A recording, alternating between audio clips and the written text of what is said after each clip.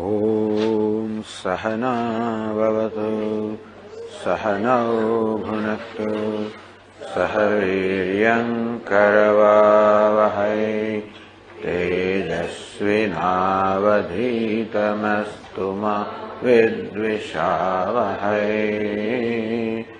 ॐ शान्ति शान्ति शान्तिः।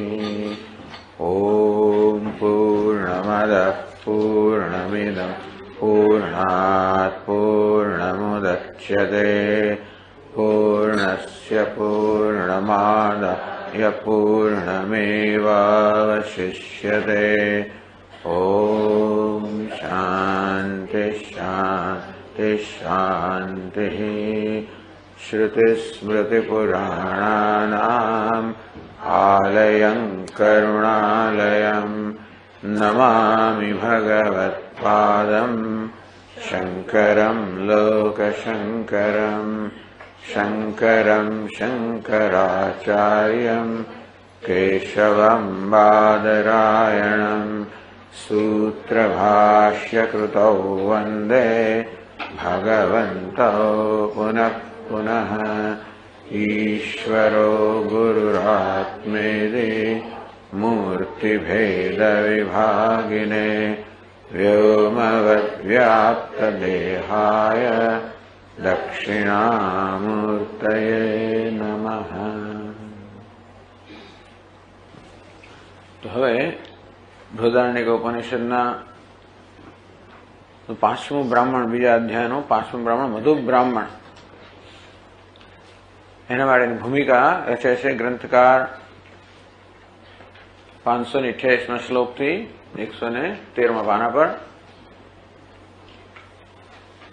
અથ બ્રહ્મ વિદ્યાયા બ્રહ્માત્મ વિદ્યા નિગમભૂતમ મધુ બ્રાહ્મણમ એકાદશી અવતારયન 11 શ્લોકોમાં આની ભૂમિકા કહે છે આપણને।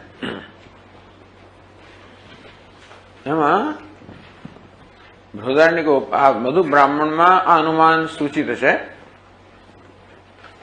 જગત એક કાર્યમ, આ સમગ્ર જગત છે એક જ પરમાત્માનું કાર્ય છે। ટૂંકમાં સમગ્ર જગતનું કારણ એક જ છે, અનેક કારણ નથી, જગતનું કાર્ય એક જ છે, કારણ એક જ છે। પરસ્પર ઉપકારકત્વાત, કારણ કે જગતના બધા જ તત્વો પરસ્પર ઉપકાર કરનારા છે, ઉપકારક ઉપકાર્ય સંબંધ છે। એકમાત્ર જ પુત્રવત, જેવી રીતે એક જ માતાથી જન્મેલા પુત્ર પરસ્પર ઉપકાર કરનારા હોય તેવી રીતે આ જગતના બધા તત્વો પરસ્પર ઉપકાર કરનાર છે। માટે એક જ માતામાંથી, એક જ ઈશ્વરમાંથી, એક બ્રહ્મમાંથી જન્મ, એ એનું કારણ છે।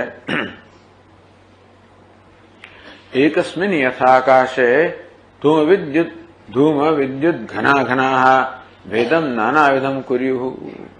આકાશ કેવું છે? એક છે, અવિભક્ત છે, અવિભાજ્ય, છતાં પણ આવી ઉપાધિ, ધુમાડો હોય કે પછી વીજળી હોય કે વાદળો હોય, જેવી રીતે આ ધૂમાકાશ, વિદ્યુદાકાશ, પછી મેઘાકાશ, આ પ્રકારના ખ્યાલો ઉત્પન્ન કરે છે। ઉપાધિ કઈ વિભાગ નથી કરતી, પરંતુ વિભાગના કેમ ખ્યાલ કે ભ્રમ ઉત્પન્ન કરે છે। ભેદમ નાનાવિધમ કુર્યુઃ તદ્વત આત્મની જંતવઃ, તેવી રીતે આ જંતુ અર્થાત જીવોના સ્થૂળ સૂક્ષ્મ ઉપાધિ પણ એક જ પરમાત્મામાં અનેક ભેદ ઉત્પન્ન કરે છે। આમ આત્મા અનેક ભાષે છે, જેમ આકાશ અનેક ભાસતું હોય પેલી ઉપાધિને કારણે, તેવી રીતે આકાશ અનેક ભાષે છે આ બધી ઉપાધિને કારણે, સ્થૂળ અને સૂક્ષ્મ ઉપાધિને કારણે। મૂર્ત અમૂર્તમ ઇદમ વિદ્ધિ માયા કાર્યમ ન વસ્તુતઃ, અમૂર્ત અમૂર્ત કાર્ય કારણ, સ્થૂળ સૂક્ષ્મ આ બધું તો માયા કાર્યમ, એટલે અનેકતા જે છે એ અનેકતા તો માયાનું કાર્ય છે। એટલે કે જેવી રીતે જાદુગર પોતાના જાદુથી અનેક વસ્તુ ઉત્પન્ન કરે જ્યાં કશું જ ના હોય, તેવી રીતે અનેકતા છે તો માયાનું કાર્ય છે, જે અનેકતાથી તે અનેકતાનો આભાસ ઉત્પન્ન કરવામાં આવ્યો છે। માયા છે નહીં સત્યા સા, અંતેથી અનેકતા છે, વિવિધતા છે। આમ આત્મા વિવિધ પ્રકારનો જણાય, અનેક જણાય, વિભક્ત જણાય, આ બધું અનેકતા, વિવિધતા, વિભાગ, આ બધું તો માયાએ ઉત્પન્ન કરેલો દેખાવ છે। લોકે માયાવી નિર્મિત, એ સત્ય મિથ્યા છે. ટૂંકમાં અનેકતા વિભાગ આ બધું મિથ્યા છે, સત્ય નથી. તો આત્મા અનેક ભાષે છે, એ અનેકતા સત્ય નથી. આત્મા વિવિધ ભાષે છે, સત્ય નથી. મર્યાદિત ભાષે છે, સત્ય નથી. લોકે માયાવી નિર્મિતા માયા નહીં સત્યા. જેમ આપણા રોજબરોજના વ્યવહારમાં કોઈ જાદુગરે માયાથી જાદુથી ઉત્પન્ન કરેલું જગત જે છે એ સત્ય નથી આવતું, મિથ્યા હોય છે. આ શું છે? વ્યાવર્તનીય ભેદમ ઔપાધિકમ. ખરેખર નેતિ નેતિ દ્વારા ભેદનો નિષેધ કરવામાં આવે છે. એટલે કે આ ભેદ જે આપણે અનુભવીએ છીએ અથવા તો જે પ્રતીત થાય છે, આ ભેદ જે પ્રતીત થાય છે એ સત્ય નથી, મિથ્યા છે. માટે એનો બાદ, જો ભેદનો બાદ કરવામાં આવે તો જ અભેદ સિદ્ધ થાય. બાદ અર્થાત ઓળખાણ આપવી કે આ ભેદ છે એ સત્ય નથી, મિથ્યા છે. બસ એનું નામ બાદ. અને તો અભેદ છે, સત્ય છે. એટલે કે આમાં ભેદ છે તો ઔપાધિક છે. ઉપાધિને કારણે જન્મેલો છે અથવા ઉપાધિને કારણે ભાસી રહેલો છે. એવી રીતે આકાશની અંદર અનેક ઉપાધિને કારણે આકાશ અનેકમાં વિભક્ત થયેલું એમ ભાસે.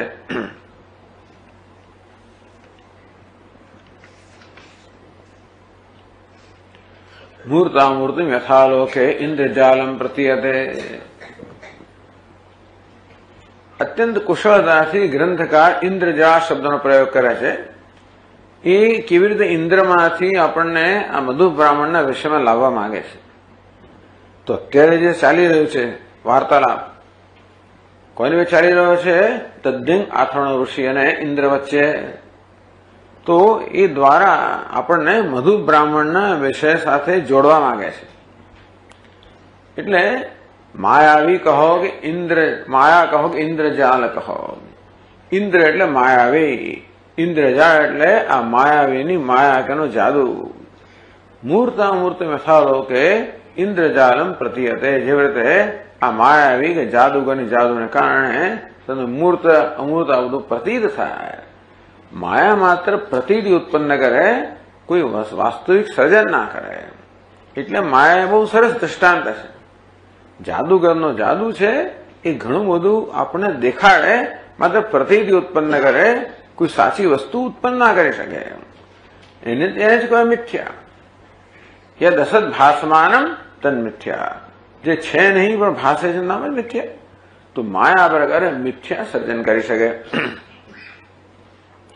ઇન્દ્રજાલમ તથૈવ તત ઇન્દ્રેણેવ વિનિર્મિતમ. ઇન્દ્ર એટલે માયાવે, અહીંયા ઇન્દ્ર એટલે પરમેશ્વર.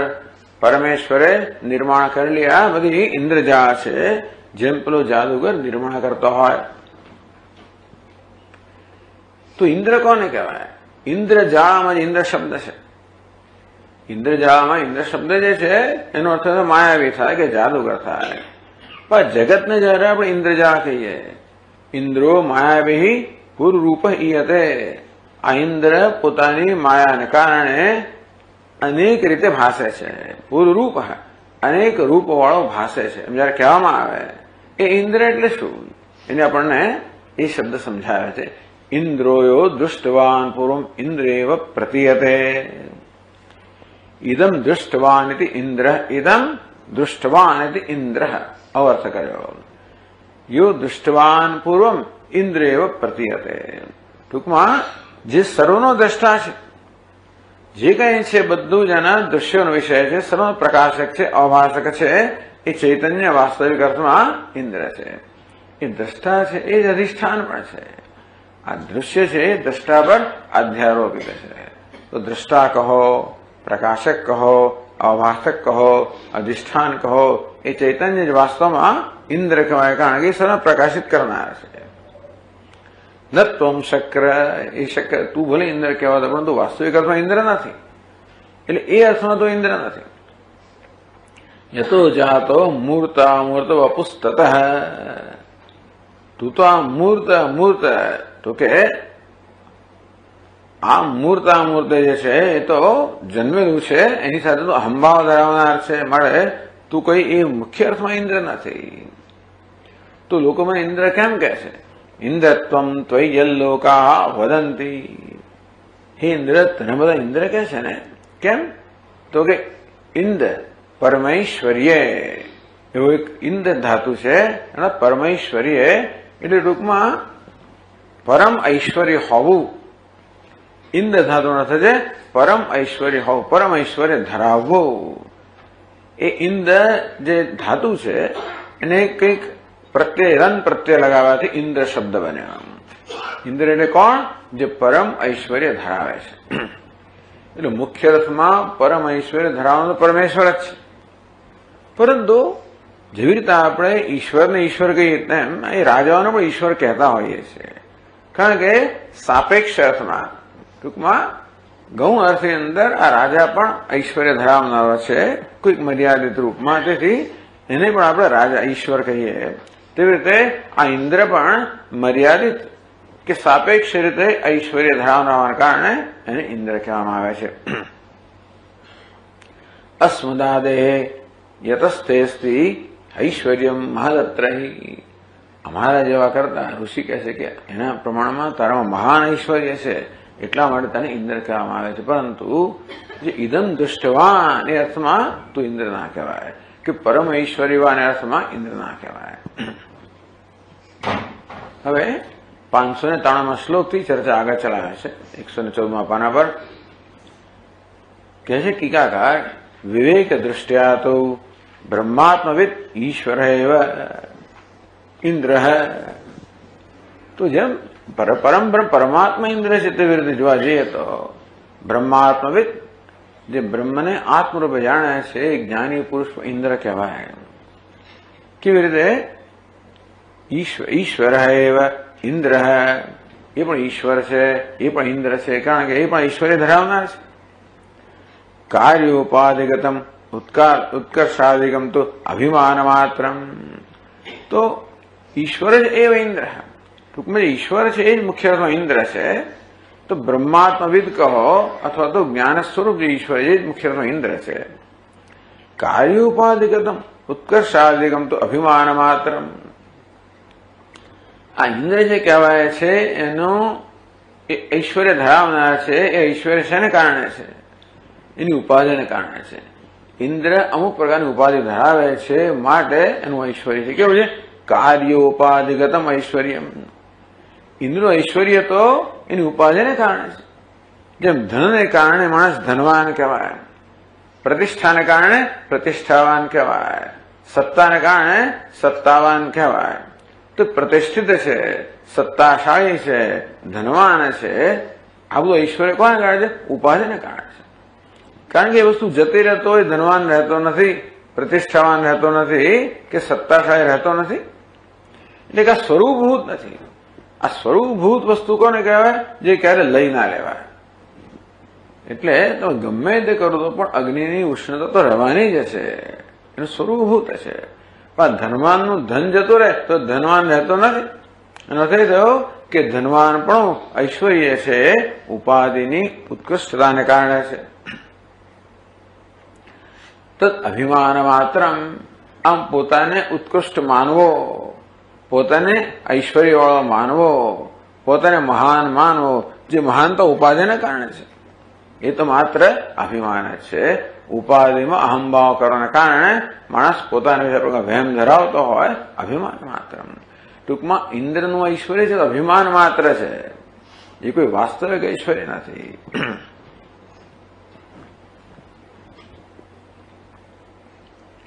સચ્ચિદાનંદ રૂપ આત્મન તાદાત્મ્યન. વાસ્તવમાં આત્મા સચ્ચિદાનંદ રૂપ છે, એ જ ખરા અર્થમાં ઇન્દ્ર છે. પરંતુ તાદાત્મ્યન કીટાદિ શરીરામ આપી. તો હવે આ શરીર આટલું પ્રિય કેમ છે? દરેક જણને પોતાનું શરીર અત્યંત પ્રિય છે. કીડી મંકોડાને પોતાનું શરીર પ્રિય જ હોય. એ શરીરમાં પ્રિય એ શેના માટે પ્રિયત્વ છે? તો કહે છે સચ્ચિદાનંદ રૂપ આત્મન તાદાત્મ્યન. આ દેહની પ્રિયતા છે, દેહની પોતાની નથી. કોને કારણે છે? આત્માની પ્રિયતા. સચ્ચિત આનંદ સ્વરૂપ આત્મા સાથે તાદાત્મ્ય હોવાને કારણે. જેવી રીતે અગ્નિ સાથે તાદાત્મ્ય હોવાને કારણે આ લોખંડમાં પણ બાળવાની શક્તિ આવી ગઈ. જાણે કે તો લોખંડ બાળે છે, ચાહે મને દઝાડ્યો, પાણીએ દઝાડ્યો, આ પાણીમાં ચામાં દઝાડવાની શક્તિ ક્યાંથી આવી? અગ્નિમાંથી. અગ્નિ સાથેના તાદાત્મ્યને કારણે આ જળ દઝાડે છે. અગ્નિ કે પછી લોખંડ દઝાડે. તેવી રીતે સચ્ચિદાનંદ આત્માના તાદાત્મ્યને કારણે આ શરીર પ્રિય બને છે. બાકી તાદાત્મ્ય ન રહે તો શરીર તો કાઢો. એટલે જેવી રીતે ગતવતી વાયુ દેહાપાય ભાર્યા બિભેતી તસ્મિન કાય. એકવાર અહીંથી વાયુ ગયો, દેહમાંથી નીકળ્યો, પછી આ જરાય પ્રિય, કોઈને પ્રિય નથી રહેતું. એ તો ગયો જાણે, પણ એને અત્યારે જે પ્રિય એને પ્રિય નથી રહેતું. એટલે દેહની પ્રિયતા કોને કારણે છે? આત્મામાં તાદાત્મ્યને કારણે. આત્માની પ્રિયતાને કારણે દેહ પ્રિય બને છે. આત્માની ચેતનતાને કારણે દેહ ચેતનવંતો બને છે. આત્માનો હોવાપણાને કારણે દેહમાં હોવાપણું છે. કીટાદિ શરીરાણાભી પ્રિયત્વ વિશેષાત. તો મનુષ્યને જેવી રીતે પોતાના દેહમાં પ્રીતિ છે, તેવી રીતે આ કીડા મંકોડાને પણ પોતાને એટલી જ પ્રીતિ છે, કારણ કે એ સચ્ચિદાનંદ આત્મા એક જ છે. અને તેથી દરેક દિશા તાદાત્મ્યના કારણે પ્રત્યેક દેહ તે જીવને પ્રિય બને છે. આપેક્ષિક ઐશ્વર્યાદિના મન્યમાનત્વાત. એટલે ઇન્દ્ર વગેરેનું જે આપેક્ષિક ઐશ્વર્ય છે, પરમ ઐશ્વર્ય તો પરમાત્માનું જ છે, પણ ઇન્દ્ર વગેરેનું દરેકનું એક આપેક્ષિક ઐશ્વર્ય છે. મન્યમાનત્વાદી પણ એક વહેમ જ છે. ટૂંકમાં આપણે પોતાના ઐશ્વર્ય વાળો માનવો, ઉપાધિને કારણે ઐશ્વર્ય માનવો, એ ખરેખર તો એક માન્યતા જ છે, બીજું કઈ નથી. આત્મવિવેક હેતુ દેવ શ્રેણાપી દુઃખત્વાદ રૂપેણ ભાનાદ. તેથી આત્માનાત્મ વિવેક કરવામાં આવે ત્યારે આ દેવતાઓનું છે, જેમ કે ઇન્દ્રનું શરીર જે ઉત્કૃષ્ટ છે, પરંતુ દુઃખત્વાદ રૂપેણ ભાનાદ. એ જોઈએ કે ઇન્દ્ર જેવાનું શરીરમાં ખરેખર તો દુઃખરૂપ મર્યાદિત છે ને. ભલી ઉપાધિ હોય, અરે હિરણ્ય ગર્ભની ઉપાધિ પણ હોય, પણ મર્યાદિત તો હોવાની. આત્મા કેવો છે? અનંત છે. એ અનંત આત્માની તુલનામાં ગમે તે ઉપાધિ પણ કેવી છે? મર્યાદિત છે. યદલ્પમ તદ દુઃખાત્મકમ. જલ્પ છે કેવું છે? દુઃખાત્મક છે. અને તેથી દેવ શરીરાણાપી દુઃખત્વાદ રૂપે ભાના. એટલે વિવેક ન કરીએ તો બધું આપણે સુખ જણાય, પણ વિવેકને દુઃખમેવ. યોગશાસ્ત્ર કહે કે આ વિશ્વમાંથી મળતો સુખ છે એ વિવેક માટે દુઃખ જ છે. તો ઉપાધિ ઐશ્વર્યવાન જણાય છે એ વિવેકી માટે અલ્પ છે. એના માટે વસ્તુ એવી છે ને કે જેવી રીતે વિષયનું સુખ દુઃખ કેમ છે, એ વિષયનું સુખને સાચું માનવાને કારણે મનુષ્ય પોતાના સ્વરૂપભૂત સુખથી વંચિત રહી જાય છે. એને સ્વરૂપભૂત સુખ વંચિત તો રાખનારી જ છે. એનું ધ્યાન જે ખોટી વસ્તુને સાચી માનવાને કારણે જે સાચું છે એનાથી તો આપણે લાભથી વંચિત રહી જ જઈએ ને. આમ દુનિયાનું બધું જ સુખ આપણને કારણ કે આત્માના સુખથી વંચિત રાખનાર છે, માટે દુઃખ સ્વરૂપ જ છે. તેવી રીતે કહેવાતું ઐશ્વર્ય ઉપાધિનું પણ ખરેખર તો અનંતથી વંચિત રાખવાને કારણે દેવતાઓનું શરીર હતો પણ એ ખરેખર દુઃખાત્મક જ છે. અવિદ્યા દેહાભિમાન દશાયામ ઇન્દ્રસ્ય શુનશ્ચ ઐશ્વર્યાદિના સામ્યમ. તેથી અવિદ્યા દેહાભિમાન દશાયામ, અવિદ્યાને કારણે દેહની અંદર અભિમાન જયારે હોય ત્યારે ઇન્દ્ર કહો ને કૂતરું કહું સરખું જ છે. ગોડ ને ડોગ સરખા જ થઈ ગયા. કેમ? અભિમાન તો સરખું જ છે. એને કારણે અલ્પતાની લાગણી સરખી જ છે. એને કારણે આત્મસંતોષ સરખો જ છે. એને કારણે દુઃખ સરખો જ છે. ઉલટો મનુષ્ય જે છે આત્મ સભાનતાને કારણે ઉલટા પોતાની મર્યાદા અત્યંત તીવ્ર સભાનતાથી એટલે દુઃખી છે. કૂતરા નથી એવું. પણ બાકી તો એ બધું ઐશ્વર્ય કહો તે પણ ઇન્દ્રમાં ઇન્દ્ર કૂતરાની સરખામણી કરે છે. અહીંયા આગળ શક્રે સ્વ સમાનતા, ઇન્દ્રમાં કૂતરાની સમાનતા છે. સમાનતા અત્યારે બતાવે છે. કોણ? ઋષિ ઇન્દ્રને બતાવે છે. ઇન્દ્રસ્ય શુનશ્ચ ઐશ્વર્યાદિના સામ્યમ. તેથી ઐશ્વર્ય દ્રષ્ટિએ જોઈએ તો ઇન્દ્ર અને આ કૂતરામાં સમાનતા છે. ઐશ્વર્ય ઇત્યાદિના. તો હવે આપણને 593 શ્લોકમાં કહે છે ઐશ્વર્યેત્ર શરીરે વા ત્રિલોક્યામ વા વધૂજને રાગો મહાન યથા તેસ્તે તથાસ્તિ હશુનોપિ ચ.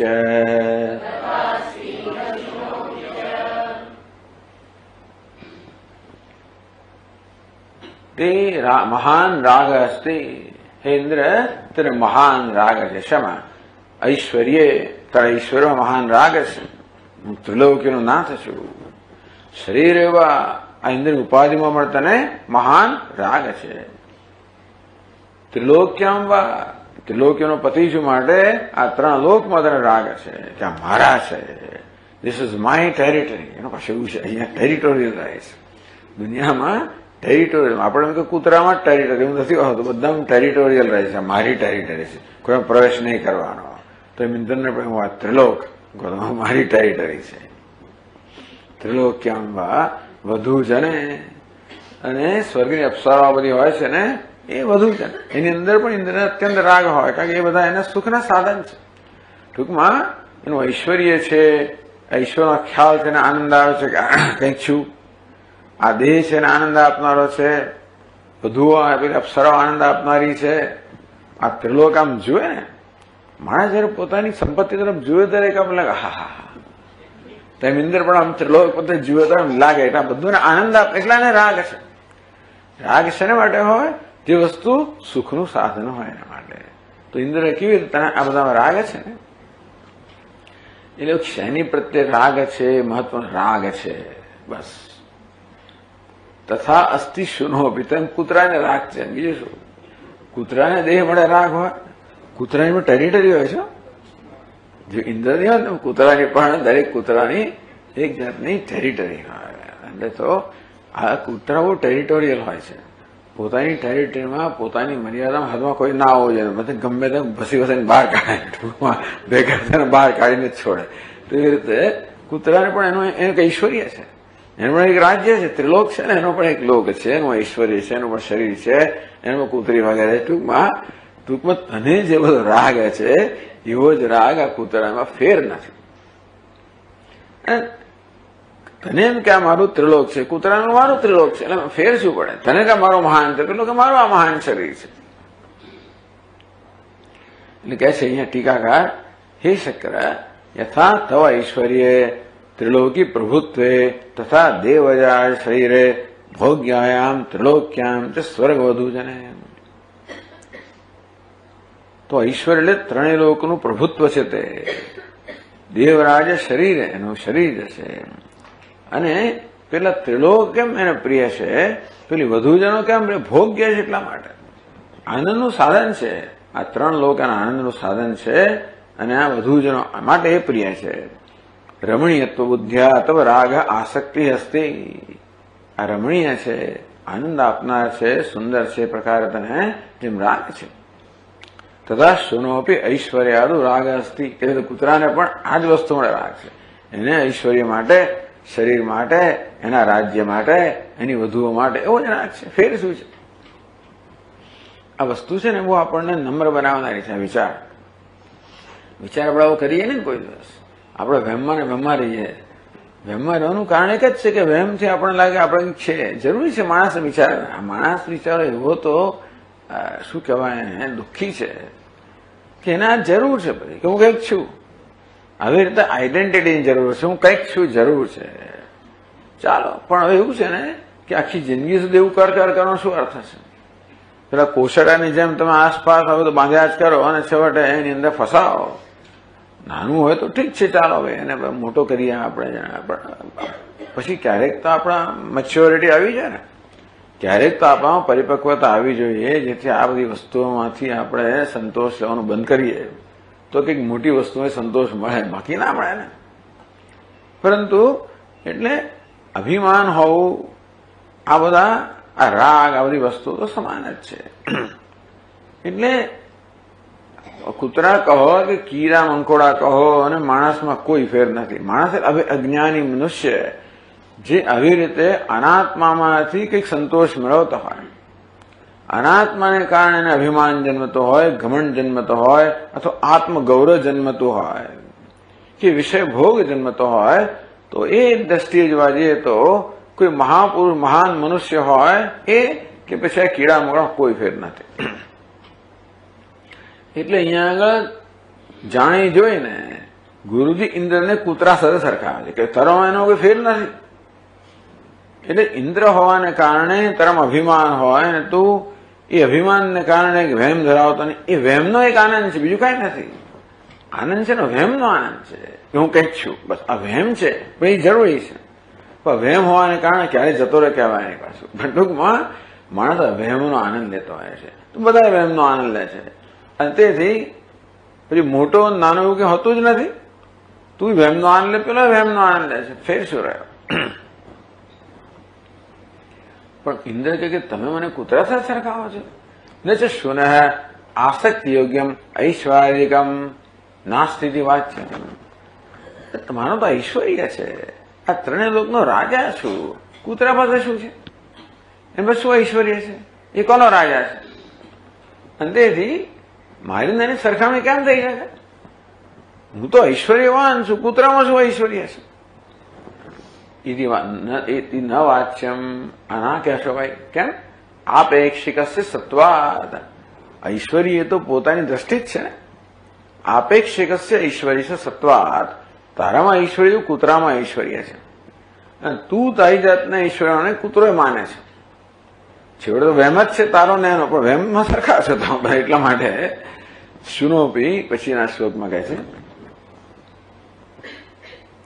શુનોપી મહદૈશ્વર્યમ અસ્તિ કીટાદ્યપેક્ષયા અસ્તિ દેહોપી મૃદુલઃ સૂકરાદેરપેક્ષયા. શુનોપી મહદૈશ્વર્યમ અસ્તિ. શુન એટલે આ શ્વાની છઠ્ઠી વિભક્તિ, તો કે ભાઈ આને પણ શ્વન શબ્દ છે, એનું પહેલું થાય શ્વાન. શુન આ કૂતરાને પણ મહાન ઐશ્વર્ય છે. કેમ? કીટાદી અપેક્ષા. કીડી મંકોડી તરફ જુએ એટલે પણ સ્વામીજી સમજાવતા હતા ને એમ. નમસ્તે અસ્તુ ભગવાન મેં સર્વેશ્વરાય, હું સર્વેશ્વર છું. તો ઐશ્વર્ય કોને કહેવાય? આપણે જાણે કે બ્રશ કરતા હોય, વોશ બેસિનમાં કીડી પડી ગઈ કે આમ ઉઠાવી છે, આહા મેં કેવો ઉદ્ધાર કર્યો. આમ એની દ્રષ્ટિ કેવું મહાન ઐશ્વર્ય છે. તો જીવ જંતુઓને બધાને આપણે આમ કેવું ઉઠાવી લેતા હોઈએ છીએ, કેવો મહાન ઉપકાર કરતા હોઈએ છીએ. આ કેવા અમારા ઈશ્વર છે ને. બસ તેવી રીતે આ કીડા તરફ જો એટલે કૂતરાને શું લાગે? મહાન ઈશ્વર. કીડો નાના કીડા તરફ જોતો એને એવું લાગે. ટૂંકમાં દરેકથી નાનું કશુંક તો હોવાનું છે, એને કારણે દરેકમાં એવો વહેમ હોવાનો જ. પણ કીટાની અપેક્ષા, કીડા વગેરેની અપેક્ષાએ આ કૂતરામાં પણ મહાન ઐશ્વર્ય છે. કારણ કે જેમ પેલી કીડીને કચડી નાખો મારી દયા પર નિર્ભર છે, તેવી રીતે ઇન્દ્ર મારે આ બધાને કચડી નાખો મારી દયા પર નિર્ભર. સરખું જ છે બધું. એટલે આ ઐશ્વર્ય છે સાપેક્ષ છે, કશાકની તુલનામાં ઐશ્વર્ય છે. આ કોઈ નિરપેક્ષ ઐશ્વર્ય નથી. છોડે ઇન્દ્રજીત પેલો આવતા એનું ઐશ્વર્ય પણ પેલો મેઘનાથ કહો, ઇન્દ્રજીત કહો, રાવણનો પુત્ર હતો, ઇન્દ્રને જીતી લીધો, શું કરવાના હતા? જયારે એના ટૂંકમાં ઐશ્વર્ય સાપેક્ષ તરત સિદ્ધ થઈ જાય છે. અરે ઐશ્વર્ય પણ મારો દેહ તો જો કેવો સુંદર છે. અરે ભાઈ એ અસ્થિ દેહો અભી મૃદુલ શું કરા દે અપેક્ષા. કૂતરાનો દેહ પણ કોમળ છે. કેમ? શું કરે વગેરે મૃદુલ કોમળ છે. પેલા ડુક્કર વગેરેની તુલનામાં કૂતરાનો દેહ પણ કોમળ કહેવાય. તેમ ઇન્દ્રને પોતાના દેહનો અભિમાન હોય. ધારો કે હું કેવો છું, ચીકણો ચીકણો શું કહે છે બરોબર ને. ધારો કે માનતા હોય પોતાની જાત માટે તો ભલે તું જેમ માનતા હોય બીજા માને છે, પણ કૂતરું માનતું હશે. એમનો બ્યુટી પાર્લર વગેરે હોતું નથી, એ જુદી વાત છે.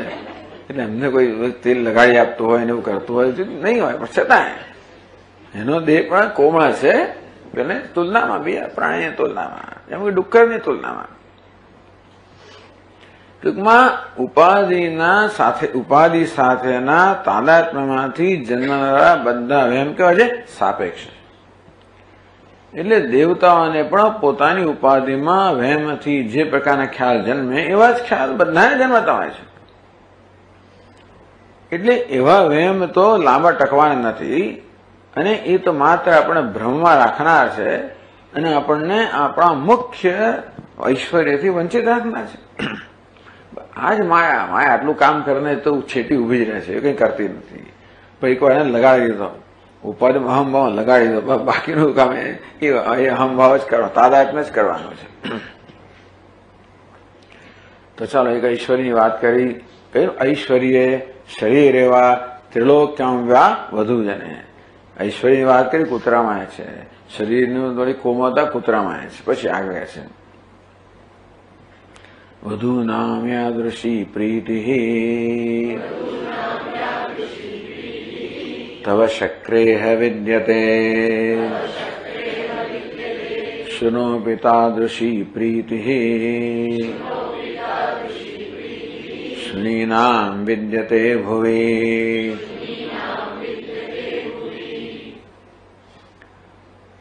વિધુનામ યાદૃશી પ્રીતિ તવ શક્રૈહ વિદ્યતે.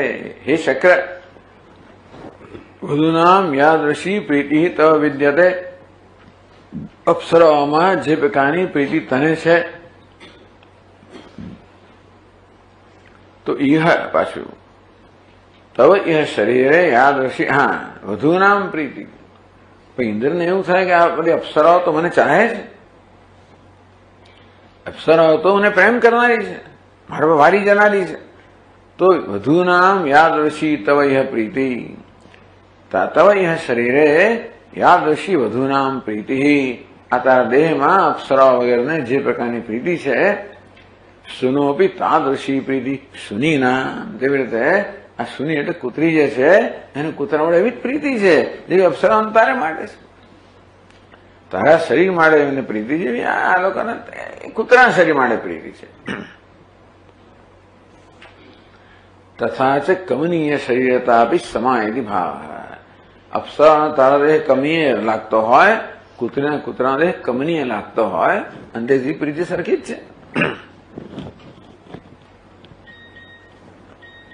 ચાલો, આ ઐશ્વર્ય થયું, શરીર થયા. ભોજ્ય ત્રિલોકી જે છે એને વધુ એ ભોજ્ય છે. ભોજ્ય રુચિ સામ્ય પ્યાહ. ભોજ્ય ભોગ્ય પદાર્થ છે, એમાં રુચિ પણ સમાન છે. ઇન્દ્રને પોતાના ભોગ્ય પદાર્થમાં જેવી રુચિ છે એવી કૂતરાને પોતાના ભોગ્ય પદાર્થ માટે છે. શું ભોગ્ય પદાર્થ છે મહત્વનું નથી. તમે એના ભોગ્ય પદાર્થને તુષ્કા, પણ એ તુષ્કા નથી જોતો ને. એટલે આપણે ભલે કૂતરાના ભોગ્ય પદાર્થ ગમે તેમ જોતા હોય, આપણે ચિત્રી ચડે, કૂતરાને ના ચડે.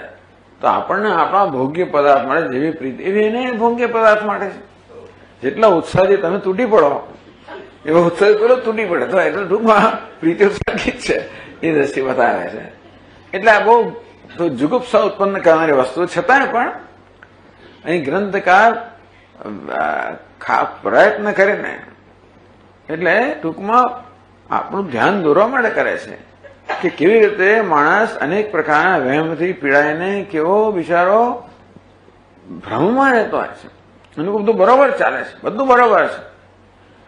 સો Swamiji no problem, that is a problem. એક પ્રવાહી લોકોને બધું બરોબર જ ચાલે છે, એ જ તકલીફ છે. તો એ પછી કહે છે ભોજ્ય, ભોગ્ય પદાર્થમાં કેવી રુચિ સરખી છે. યથામૃતમ પ્રિયમ તુભ્યમ તથા વાંતમ શુનોપિ ચ ઉપકારિણી સંતોષમ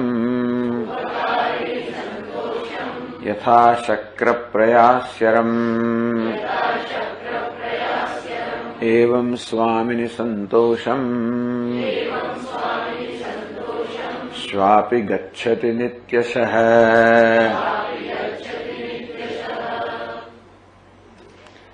યથા તુભ્યમ અમૃતમ પ્રિયમ.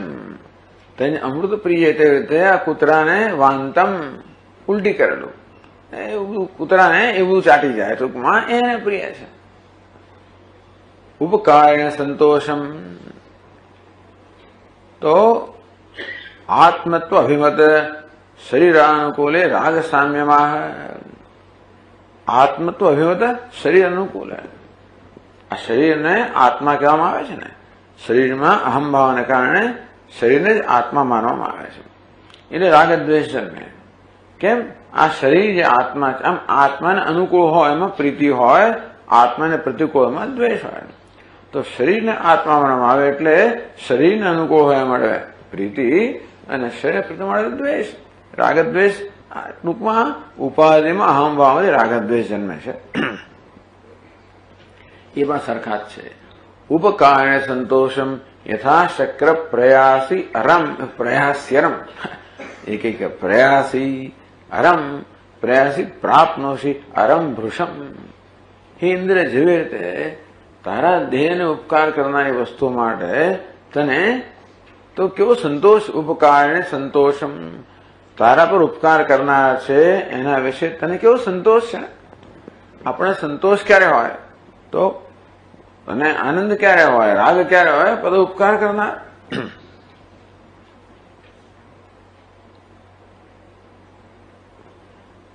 સંતોષમ પ્રીતિમ પ્રયાસી પ્રાપ્નોશી અરમ વૃષમ. તારા પર ઉપકાર કરનાર પ્રત્યેથી હે ઇન્દ્ર તું કેવો સંતોષ પ્રાપ્ત કરે છે. કેવી રીતે? એવં સ્વામિની સંતોષમ સ્વાપી ગચ્છતે નિત્યશઃ. તેવી રીતે આ માલિક છે એ કૂતરા પર ઉપકાર કરનારો છે. બિસ્કીટ આપનાર એ જમાનામાં જે આપતા હશે, પણ ટૂંકમાં એ જમાનામાં આ તો બધી વસ્તુ તો હતી, લોકો હતા ને કૂતરા હતા, ને ઘણા લોકોને કૂતરા માટે પ્રેમ હોય, ખવડાવતા કરતા હોય એટલે જ પાછળ જાય. ટૂંકમાં સ્વામી સંતોષમ સ્વાપી ગચ્છતે નિત્યશઃ. તેવી રીતે આ કૂતરો પણ પોતાના સ્વામી છે, જેનો ઉપકારક છે, એનામાંથી સંતોષ પ્રાપ્ત કરે. એ સરખું જ.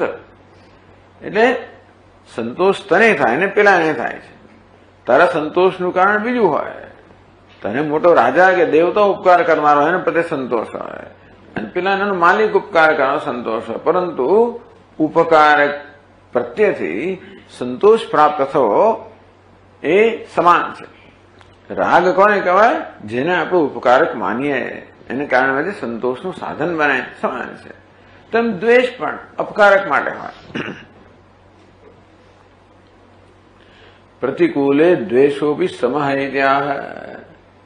જેમ ઉપકારક હોય એના માટે આપણને આસક્તિ હોય, સંતોષ હોય, રાગ હોય, તેમ અપકારક હોય, આપણે હાનિ કરનાર હોય એના માટે એ દ્વેષ છે ને એ પણ સમાન જ છે. તો વિચાર કરો, કેટલા બધા આપણે બિચારા બાપડા છીએ એમ જોવા જઈએ તો, ખરેખર અસહાય. કેમ? કારણ કે દીને છીએ. આપણા મનમાં સંતોષ જન્મે કે અસંતોષ નક્કી આપણે કરી શકતા જ નથી.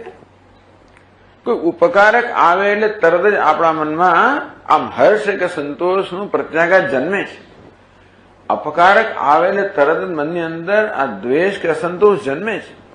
એને આવવાની જરૂર નથી, વિચારે પૂરતો છે. ઉપકારનો વિચાર માત્ર આવે અને મને આનંદ થાય, અને અપકારના વિચાર માત્રથી અંદર કંઈક થઈ જાય. ટૂંકમાં મારા સુખી દુઃખીતા માટે કોઈની જરૂર નથી, મારું મન પૂરતું જ છે. ફેર શું?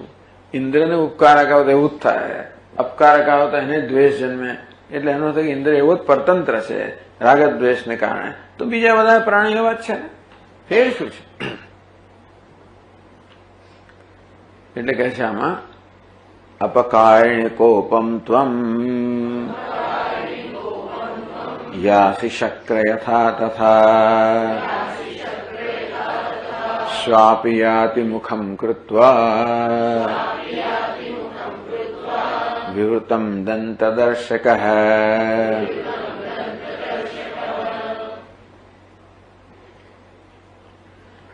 શક્ર યથા ત્વમ અપકારણે કોપમ યાસી. હે ઇન્દ્ર, જેવી રીતે તારો અપકાર કરનાર, તારો અહિત કરનાર પર તને કેવો ગુસ્સો આવે છે.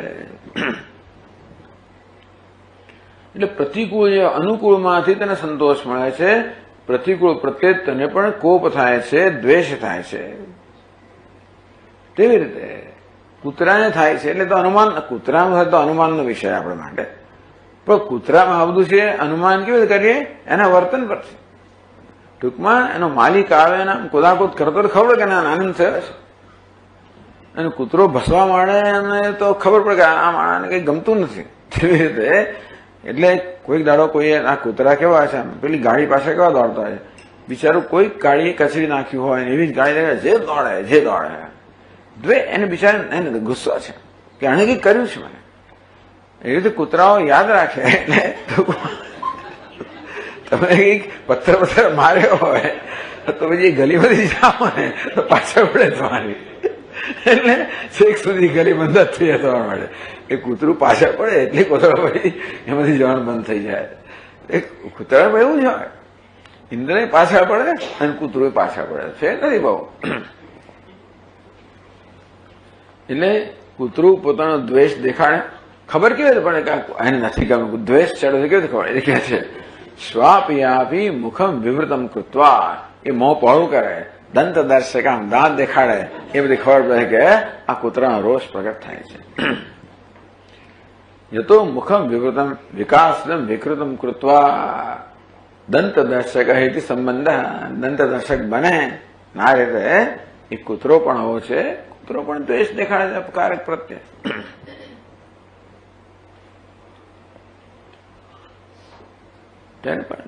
હું તો આખી ત્રિલોકી ઉપકાર કરનારો છું.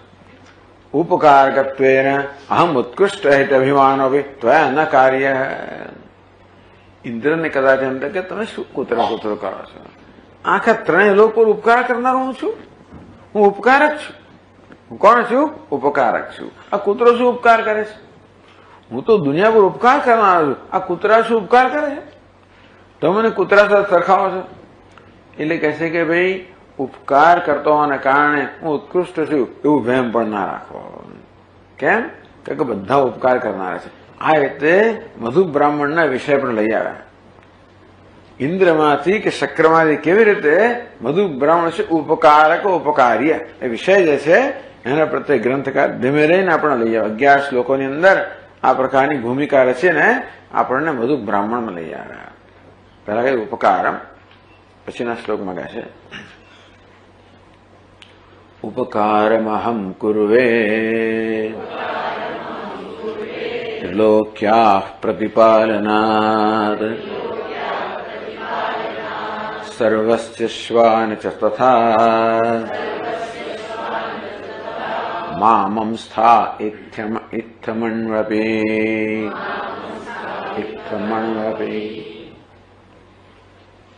અહમ ત્રિલોક્યા પ્રતિપાલનાત ઉપકારમ કુર્વે. હું આ ત્રિલોક્યનું પાલન કરવાને કારણે ત્રિલોક પર ઉપકાર કરનારો છું. સર્વસ્ય બધા પર ઉપકાર કરનારો છું. ઇતિ મામ સ્થા ઇતિ અભિમાનમ માં કરું. હે ઇન્દ્ર, તો આ રીતે આ ત્રિલોક્યનું પાલન કરવા દ્વારા ત્રિલોક પર ઉપકાર કરે છે એ પ્રકારનું અભિમાન ના કરીશ. કેમ? શ્વાન છે તથા.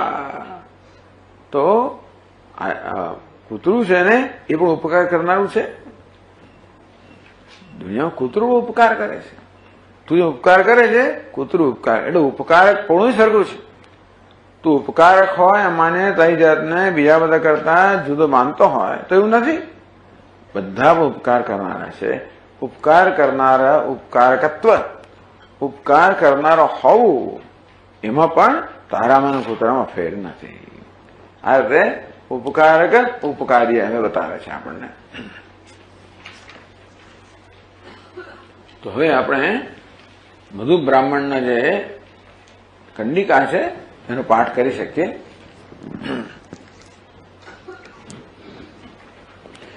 ઇયં પૃથિવી સર્વેષાં ભૂતાનાં મધુ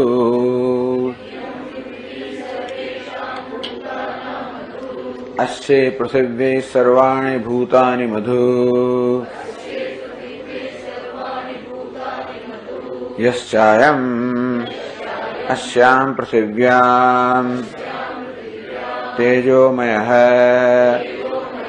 અમૃતમયઃ પુરુષઃ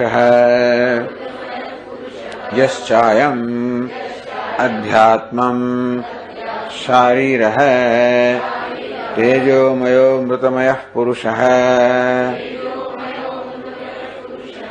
અયમેવ સઃ યોયમાત્મા ઇદમૃતમ इदं ब्रह्म इदं सर्वम् इयं पृथ्वी सर्वेषां भूतानां मधु। आ पृथ्वी છે એ સર્વ પ્રાણીનું મધુ છે. મધુ છે એટલે કર્મફળ છે, કાર્ય છે. મધુનો તો કર્મફળ એટલે કાર્ય. આ પૃથ્વી છે એ બધા જ ભૂતોનું, બધા જ પ્રાણીનું કાર્ય છે. કઈ રીતે? બધા પ્રાણીઓએ કરેલા કર્મના પરિણામે આ પૃથ્વી એમના ભોગ્ય વિશે, ભોગ્ય પણ કહો, પૃથ્વી છે બધા પ્રાણીનું ભોગ્ય છે. બધા પ્રાણીઓ કર્મ કરીને પૃથ્વીને કેમ ઉત્પન્ન કરે? કારણ કે પૃથ્વી એમની ભોગ્ય વિષય છે. તો પૃથ્વી કાર્ય છે, ભોગ્ય છે, એમાં પૃથ્વી કેવી છે? મધુ છે. કોના માટે? બધા પ્રાણીઓ માટે. અસ્ય પૃથ્વી સર્વાણી ભૂતાની મધુ. તો તેવી જેવી રીતે પ્રાણીઓ ઉપકારક છે, પૃથ્વી કેવી છે? ઉપકાર્ય છે. કારણ પ્રાણીઓ કર્મ કર્યું ત્યારે પૃથ્વી જન્મી અને પૃથ્વીનો પ્રાણી ઉપભોગ કરે છે. માટે પૃથ્વી કેવી છે? ઉપકારી છે. પ્રાણીઓ ઉપકારક છે. તેમ પૃથ્વી પણ એવી જ છે. અસ્ય પૃથ્વી સર્વાણી ભૂતાની મધુ. આ પૃથ્વી પર પણ બધા પ્રાણીઓ ઉપકાર કરનારી છે. બધા પ્રાણીનો દેહ જે છે એમાં જે પાર્થિવ પૃથ્વી તત્વ છે એ તો દેહ તો પાર્થિવ છે ને, મુખ્યત્વે પૃથ્વી તત્વનો બનેલો છે. એ પ્રદાન કરનારો પૃથ્વી. આમ દેહ પ્રદાન કરવા દ્વારા પૃથ્વી બધા પ્રાણીનું ઉપકારક છે. એટલે આ પૃથ્વી બધા પ્રાણીઓનું કાર્ય છે, બધા પ્રાણીઓ પૃથ્વીનું કાર્ય છે. પૃથ્વી બધા પ્રાણી મધુ છે, પૃથ્વી બધા પ્રાણીનું મધુ છે. તો જેવું તો પ્રાણી ઉપકારક, પૃથ્વી ઉપકાર્ય, તેમ પૃથ્વી ઉપકારક, પ્રાણી ઉપકાર્ય છે. આમ પૃથ્વી અને પ્રાણીઓ વચ્ચે કે ભૂતો વચ્ચે ઉપકાર્ય. ભૂતો જ કોને? માત્ર પ્રાણી શું કરવા? જગતના બધા તત્વોમાં પૃથ્વી છે જ. આમ બધા જ તત્વો જગતના ઉપકારક છે, ઉપકાર્ય છે. યશ્ચાયમ પૃથ્વ્યામ તેજ બસ તે જ રીતે આ પૃથ્વીની અંદર જે તેજોમય અમૃતમય પુરુષ સમષ્ટિ, આ સમષ્ટિ પૃથ્વીમાં જે સૂક્ષ્મ શરીર છે જેને તેજોમય અમૃતમય કહેવામાં આવ્યું. તેજોમય કેટલા માટે કે સૂક્ષ્મ શરીર આત્માને પ્રતિબિંબિત કરવાના કારણે ચમકતું હોય છે, માટે તેજોમય. અમૃતમય કારણ કે સાપેક્ષ રીતે સ્થૂળ દેહની તુલનામાં સૂક્ષ્મ દેહનું આયુષ્ય બહુ લાંબુ હોય, માટે અમૃતમય પણ કહેવાય. એમ તેજોમય અમૃતમય જે વિશેષણો છે એ સૂક્ષ્મ શરીર માટે છે. એના આત્મામાં કહેવામાં આવે સ્થૂળ શરીરની દ્રષ્ટિએ આત્મા છે. તો ઉપરાંત આત્મા એ જીવાત્મા એટલે આ સૂક્ષ્મ શરીરમાં અભિમાની ચૈતન્ય. તો અસ્યામ પૃથ્વ્યામ તેજોમય અમૃતમય પુરુષ. આ પૃથ્વીમાં જે સમષ્ટિ સૂક્ષ્મ શરીર છે, પૃથ્વીનું સૂક્ષ્મ શરીર. યશ્ચાયમ અધ્યાત્મ શારીર તેજોમય અમૃતમય. તે રીતે આ શરીરમાં એનું તેજોમય અમૃતમય વ્યક્તિ સૂક્ષ્મ શરીર છે. તો સમષ્ટિ છે એ વ્યક્તિ પર ઉપકાર કરનારો છે, વ્યષ્ટિ સમષ્ટિ પર ઉપકાર કરનારો છે. સમષ્ટિ હોય તો જ વ્યષ્ટિ હોઈ શકે ને. પણ સમષ્ટિ ક્યારે હોય? આ વ્યષ્ટિ પોતાના કર્મ દ્વારા સમષ્ટિની ઉત્પત્તિ કરે છે. આ રીતે આ વ્યક્તિગત સૂક્ષ્મ શરીર સમષ્ટિ સૂક્ષ્મ શરીરનું ઉપકારક છે, સાથે સમષ્ટિ સૂક્ષ્મ શરીર વ્યષ્ટિ સૂક્ષ્મનું ઉપકારક છે. આમ જેવી રીતે સ્થૂળ શરીરોની અંદર ઉપકારી ઉપકારક સંબંધ, તેવી રીતે સૂક્ષ્મ શરીરોમાં પણ ઉપકાર્ય ઉપકારક સંબંધ બતાવ્યો. એ ચકારથી યશ્ચ અયમ, અહીં સીધું કહ્યું નથી, ભાષ્યકાર કહે ચકારથી આપણે એ સમજવાનું કે આ સૂક્ષ્મ શરીર પણ એકબીજાના ઉપકાર્ય અને ઉપકારક છે. અંતેથી આ બંને જે છે એ કશાકમાંથી જન્મેલા છે. આ બંનેનું સમાન કાર્ય, આ બંને કહેવાય સાથે રહેનારા છે, સાપેક્ષ છે, ઉપકારક છે. ઉપકાર ક્યારે કરી શકું? જ્યારે ઉપકાર પ્રાપ્ત કરનાર હોય ત્યારે. તો હું ઉપકારક ક્યારે હોઉં? પૃથ્વી ઉપકારી હોય ત્યારે.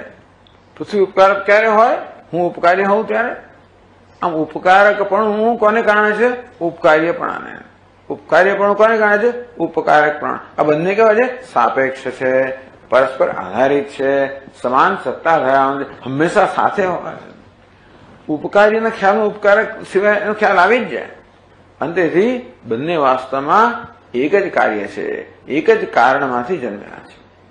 એ કયું કારણ છે? તો કે અયમેવ સહ યોયમ આત્મા, આ બંનેનું જે અધિષ્ઠાન છે, બંનેનું કારણ છે, આત્મા છે. ઇદમ અમૃતમ, જે અમૃત છે, ઇદમ બ્રહ્મ, ઇદમ સર્વમ. એને આત્મા કહેવામાં આવ્યું, અમૃત કહેવામાં આવ્યું, બ્રહ્મ કહેવામાં આવ્યું. એ જ આ પૃથ્વી અને શરીર જે છે આ બધાનું કાર્ય છે, એનું બધાનું કારણ છે. આ રીતે 14 આવી જાતના ફકરાઓ છે. તો બાકીના ફકરામાં પછી છે, હવે આપણે વાંચતા, ચાલો બીજો એક ફકરો વાંચી લઈએ. ઇમા આપઃ સર્વેષાં ભૂતાનાં મધુ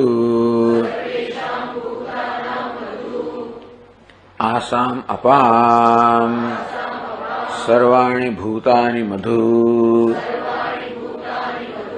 યશ્ચાયમ આસુ અપ્સુ તેજોમયો મૃતમયઃ પુરુષઃ યશ્ચાયમ અધ્યાત્મં રૈતસઃ તેજોમયો મૃતમયઃ પુરુષઃ અયમેવ સઃ યોયમાત્મા ઇદમૃતમ ઇદમ બ્રહ્મ ઇદમ સર્વમ. ઇમા આપઃ સર્વેષાં ભૂતાનાં મધુ. આ સમષ્ટિ જળ જે છે એ બધા પ્રાણીઓનું કાર્ય છે. પ્રાણીઓએ પોતાના કર્મથી આ સમષ્ટિ જળને ઉત્પન્ન કર્યું. તો આસામ અપામ સર્વાણી ભૂતાની મધુ. તો જેવી રીતે પ્રાણી ઉપકારક છે, જો ઉપકારી તેવી રીતે આ જળ ઉપકારક છે. પ્રાણી ઉપકારી છે કારણ કે પ્રાણીઓ પર જળ રહેલું છે.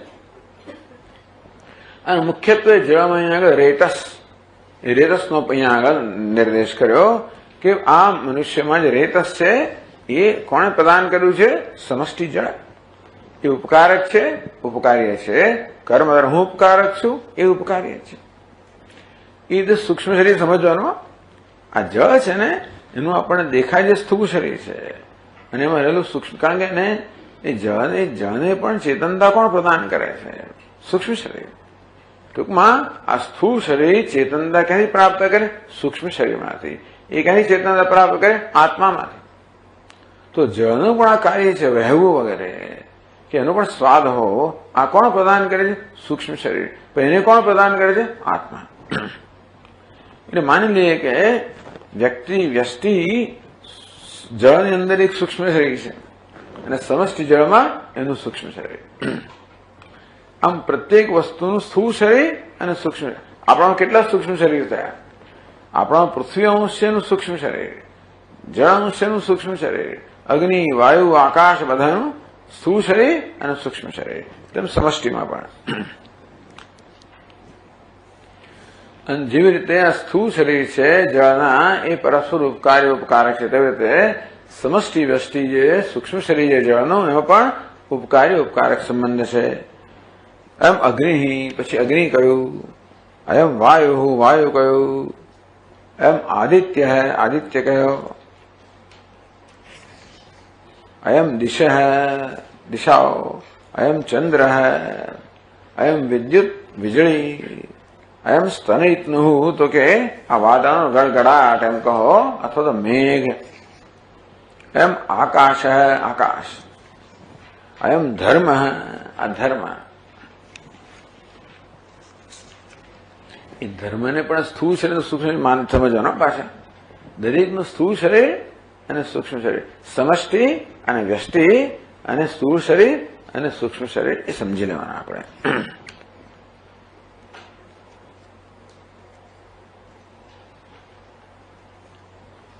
ઇદમ સત્યમ, એ ધર્મ તો પુણ્ય કર્મ કરવામાં આવે તો સત્ય એનું સાધન છે. એ સત્ય એનું પણ સ્થૂળ શરીર, સૂક્ષ્મ શરીર, સમષ્ટિ અને વ્યષ્ટિ.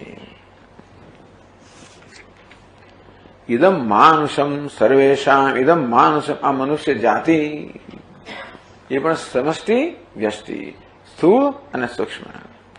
અયમ આત્મા સર્વેષામ ભૂતાનામ મધુ.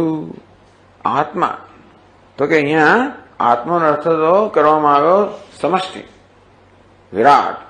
तो ये सर्वेषां भूतानां मधु सर्वभूतानि आत्मनः मधु।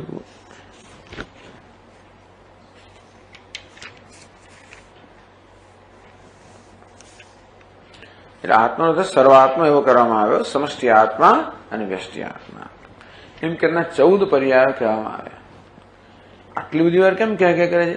એટલે આપણે સ્વામી કે પ્રમાણે નોટ ટુ ગ્લોસ ઓવર. આ જગતમાં આપણે એક જ વાક્ય કહીએ, જગતમાં બધા તત્વોનો પરસ્પર ઉપકારી ઉપકારક સંબંધ એમ કરીને પતી ગયો. એટલે આમ એ વાક્ય છે ને જોઈએ એટલી આપણા પર અસર ઉત્પન્ન ના કરે. એટલે 14 વાર કહ્યું, દેખાડે જો આ પૃથ્વી જો આ કેવું ઉપકાર્ય, ઉપકારક ઉપકારક ઉપકાર્ય, બરોબર છે. આ જ હવે જો, હવે અગ્નિ જો, વાયુ જો, આકાશ જો, આદિત્ય, ચંદ્રમા, વિદ્યુત, સ્તનયિતનું જો, ધર્મ, સત્ય વગેરે એક એક આપણને દેખાડે, એક એક કરીને. એટલે ખાલી વાંચી નહીં જવાના, પણ દરેક વસ્તુ જોવાની. આવી રીતે 14 વાર તમે જુઓ ને એટલે બધું પાકું થઈ જાય. આપણા મગજમાં વસ્તુ પાકી થઈ જાય. શું પાકી થઈ જાય? ઉપકાર્ય ઉપકારક સંબંધ. એક વારમાં પાકું ના થાય. આમ રામ રામો રામા એટલું ચાલે નહીં. પછી ભંડારકરની ચોપડી ભણીએ ને ત્યારે પાછળ શબ્દકોશમાં જેટલા અકારાંત શબ્દ એ બધાના પછી પદ કરી જાય. પછી નૃપા નૃપા નૃપા જે શબ્દ બધાનું કરી જવાનું તો પાકું થાય. એક વાર કરો ને તો પછી આપણા મનોથી સરી પડે. તો એ બધા પાકું કરવા માટે આપણને 14 પર્યાયો કહ્યા. એ વાત અહીંયા આગળ ગ્રંથકાર કહે છે. આમાં વિષય, આમાં છેલ્લી ચર્ચામાં શું આવ્યું? ઇન્દ્ર ઉપકારક છે, એ અભિમાન ધરાવતો હોય તો તું જ માત્ર ઉપકારક છે એવું નહીં, આ કૂતરો પણ ઉપકારક છે. એટલે ઉપકારક પણ અભિમાન પણ તું ના ધરાવે છે.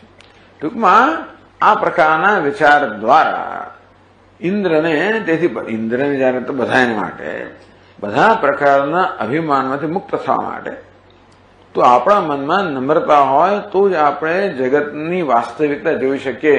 બાકી આપણામાં ઘમંડ હોય ત્યારે આપણે વાસ્તવિકતા જોઈ શકતા નથી. ટૂંકમાં આપણે હું કંઈક મહાન છું એ પ્રકારનો વહેમ મારામાં હોય ત્યારે બીજા લોકોની મહાનતા છે ને એની હું નોંધ લઈ શકતો નથી, તેનો આદર કરી શકતો નથી.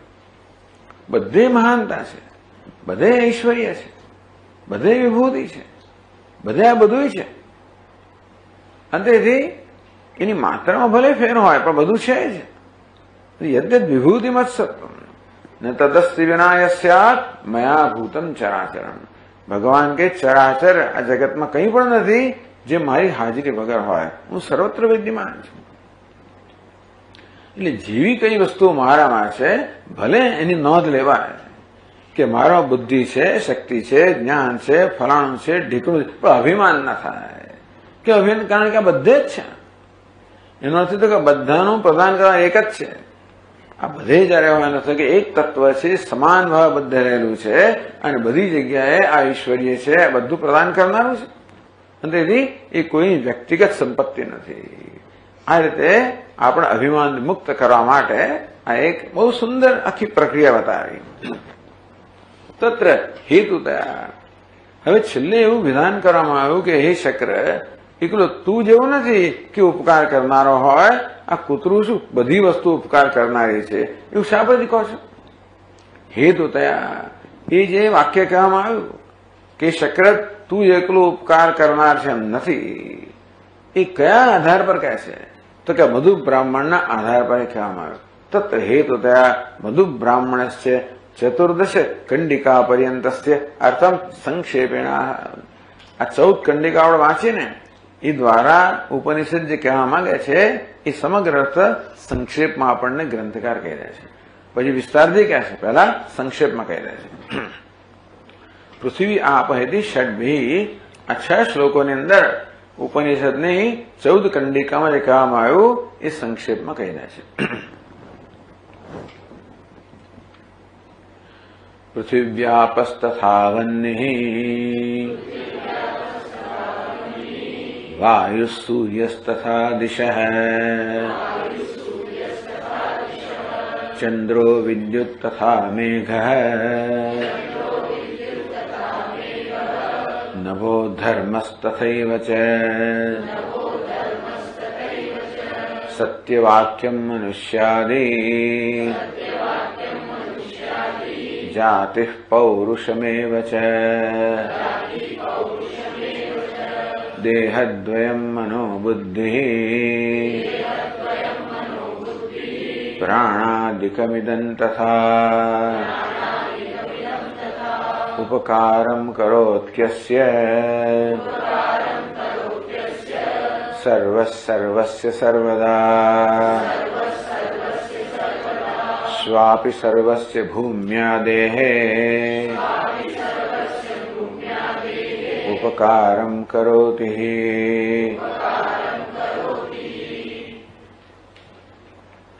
पृथ्वी आपः जल तथा वह्निः अग्निः वायुः सूर्यः दिशः चन्द्रः विद्युत् मेघः नभः धर्मः सत्यवाक्यं मनुष्यादि जातिः पौरुषम देहद्वयम मनोबुद्धि पौरुषम। हाँ એટલે 14 થયા। ટૂંકમાં આ 14 પર્યાય બતાવ્યા આપણને। પૌરુષમ એવ છે દેહદ્વયમ મનોબુદ્ધિ, પછી તો આ દેહદ્વયમ સ્થૂળ શરીર અને સૂક્ષ્મ શરીર, જેમાં મનોબુદ્ધિ પ્રાણાદિકમ, આ સૂક્ષ્મ શરીર છે એમાં મન બુદ્ધિ પ્રાણ બને સૂક્ષ્મ શરીર, આમ બધી જગ્યાએ દેહદ્વય છે। આ 14 સ્થૂળ શરીર છે સૂક્ષ્મ શરીર છે। સૂક્ષ્મ શરીર બનેલું છે તો કે સ્થૂળ શરીર જોઈ શકીએ એટલા માટે કહેવાની જરૂર, પણ સૂક્ષ્મ શરીર એટલે કે છે મન બુદ્ધિ પ્રાણ વગેરે। આ પહેલી પાદનો है मनोबुद्धि प्राण निगम समस्त है टीका पाठ है। तो टीकाમાં મનોબુદ્ધિ પ્રાણ બુદ્ધિ એટલે એને જુદા શબ્દો નથી લખ્યા, એક સમસ્ત સમાસ લખ્યો છે। પૌરુષમીય દેહદ્વયમ તદ મનાદિરૂપમ ઇત્યર્થ। આ પૌરુષ છે જે દેહદ્વય છે ઉપાધિ છે એ જ આ મન બુદ્ધિ પ્રાણ બનેલું છે એ કહેવામાં આવ્યું।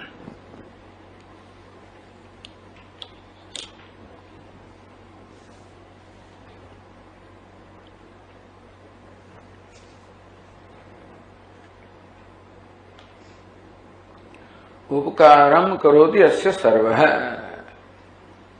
सर्वस्य सर्वदा अस्य सर्व उपकारम करोति, બધા આમનો ઉપકાર કરે છે। સર્વસ્ય સર્વદા, અને આ સર્વ બધા પર ઉપકાર કરે છે। સ્વાભી સર્વસ્ય ભૂમ્યાદેવ ઉપકારમ કરોતિ, અને ત્યાં કૂતરો પણ છે ને આ બધા પર ઉપકાર કરનારો છે। ભૂમ્યાદેહ આ કૂતરું છે ને આ 14 વસ્તુ ઉપકાર કરનારો છે। ટૂંકમાં એનો ફાળો છે। આ વીજળી ચમકે છે એમાં કૂતરાનો ફાળો છે। આ મેઘ ગડગડાટ થાય છે કૂતરાનો ફાળો છે, આપણો ફાળો છે। તમે એનો એ પણ તમે આનંદ લઈ શકો છો। ગડગડી રહ્યા છે મારે કારણે છે, વીજ ચમકી રહી છે મારે કારણે છે, પણ તરત યાદ હું એને કારણે છું એટલે સરખું થઈ જાય। માત્ર એ મારે કારણે છે તો ઘમંડ જન્મે, પણ એ મારે કારણે છે હું એમને કારણે છું તો એ વાસ્તવિકતા છે। તો આપણને વાસ્તવિકતાનું જ્ઞાન જન્મે, આપણે વાસ્તવિક જગતમાં જીવીએ છીએ એમ કહેવાય। માત્ર હું જ ઉપકારક છું તો આપણે એક કાલ્પનિક જગતમાં જીવીએ છીએ, વહેમના જગતમાં જીવીએ છીએ। પરસ્પર ઉપકારી ઉપકારક સંબંધ છે તો આપણે વાસ્તવિક જગતમાં, તો પછી હું પણ ઉપકારી છું માટે મને કોઈ અભિમાન ના સહી શકે। હું ઉપકારક જ હોઉં, મને કઈ જરૂર કોઈની જરૂર નથી। આવું લોકો બધા માનતા મને કોઈ જરૂર નથી। અલા શું જરૂર, બોલ્યો કેવી રીતે તું, એ જરૂર બોલે જ કેવી રીતે તું ચાલે જ કેવી રીતે, ખાય છે કેવી રીતે, શ્વાસ કેવી રીતે લે, ખાઈશ ને, અરે શ્વાસ તો લઈશ ને। ટૂંકમાં તારું અસ્તિત્વ છે ને કારણે છે। અને તેથી કોઈ પ્રકારનો ઘમંડ હોવો વહેમ હોવો એ તો અક્કલ વગરની જ વાત છે, મૂર્ખતાની અવિવેક છે। એમાંથી આપણને મુક્ત કરવા માટે આટલું લાંબુ વર્ણન કરવામાં આવ્યું। ગ્રંથકારે કેટલા બધા શ્લોક, 11 શ્લોકો કહ્યા। ઇન્દ્રને કહ્યા એટલે એમનો કે ઇન્દ્ર માટે જ કહેવાય છે। ટૂંકમાં આ દરેકને કહેવામાં આવે છે, અને તેથી એ દરેકને લાગુ પડતા હોય છે કે એકલા ઇન્દ્ર અભિમાન આપણે ન હોત તો જુદી વાત છે, એવું છે નહીં। માણસ અભિમાનથી જ જીવે છે ને, ફૂલેલો ફાળકો શું ગુજરાતીમાં કહે ને એવી રીતે, એટલે પેલો જેવી રીતે પેલો ફુગ્ગો ફૂલેલો એવું છે આ બધું. એવી રીતે આ તો વ્યર્થ, આ ટૂંકમાં માણસ આ જે પ્રકારનો સંતોષ એ વ્યર્થ સંતોષ લે છે. એટલે અભિમાન ન હોવું પણ સભાનતા હવે એ જુદી વાત છે. ભગવાને પોતાને જે આપ્યું છે એની સભાનતા એક વાત છે, એનું અભિમાન બીજી વાત છે. એ સભાનતાને કારણે ઈશ્વર પ્રત્યે આપણને ઉપકારક બુદ્ધિ હોવી કે ઈશ્વર ઉપકારક છે અને હું એનો ઉપકાર્ય છું, એ પ્રકારે નમ્રતા જન્મવી જોઈએ.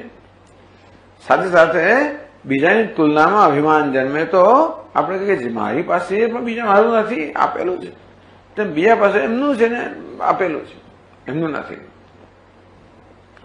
એટલે વાસ્તવિક નોંધ પણ લેવાય અને અભિમાન ન જન્મે તો જ. અભિમાન ન જન્મે માટે આપણે નોંધ જ ન લઈએ તો પણ આપણે પછી બીજી દુનિયામાં છે. હું તો જોતો જ નહીં તરફ, એવું પણ નહીં, બધી તરફ જોવાનું. અને છતાંય રાગ દ્વેષ ના જન્મે, રાગ ન જન્મે આપણે જોવું જ નહીં તો ચાલે નહીં. કદાચ થોડી મદદરૂપ થાય ખરી, પણ પછી ક્યારેક તો જો દેખાવાનું જ છે ને. અંતેથી જોઈએ છતાંય રાગ દ્વેષ ના જન્મે. આમ ભાગી જવું એ કઈ ઉત્તર નથી, ઝંપલાવું એ પણ ઉત્તર નથી, વિવેક જ એક ઉત્તર છે. ભાગવા વગર ઈશ્વર જે પરિસ્થિતિ એ સર્જે, પણ જે પણ પરિસ્થિતિમાં હોઈએ તેમાં વિવેકથી કેમ, વિવેક દ્રષ્ટિ કેમ હોવી જોઈએ, બસ એ જ અગત્યનું છે. પછી જે તમને ભગવાન કરાવે કરો અને વાંધો નથી, વિવેક દ્રષ્ટિ મહત્વની છે. તો ટીકાકાર કહે છે પૃથ્વી સ્થૂલ રૂપા તદભિમાની સૂક્ષ્મ શરીરાત્મિકા દેવતા છે. આ પૃથ્વી સ્થૂળ રૂપ છે, એમાં અભિમાન ધરાવનારો દેવતા છે, એને આપણે સૂક્ષ્મ શરીર કહીએ. એ સૂક્ષ્મ દેવતા કેમ? કારણ કે એ ચૈતન્યને ઝીલનાર છે, માટે જાણે કે ચેતનવંતુ છે. તેજોમયાદિ પદત્ર અર્થભૂતા.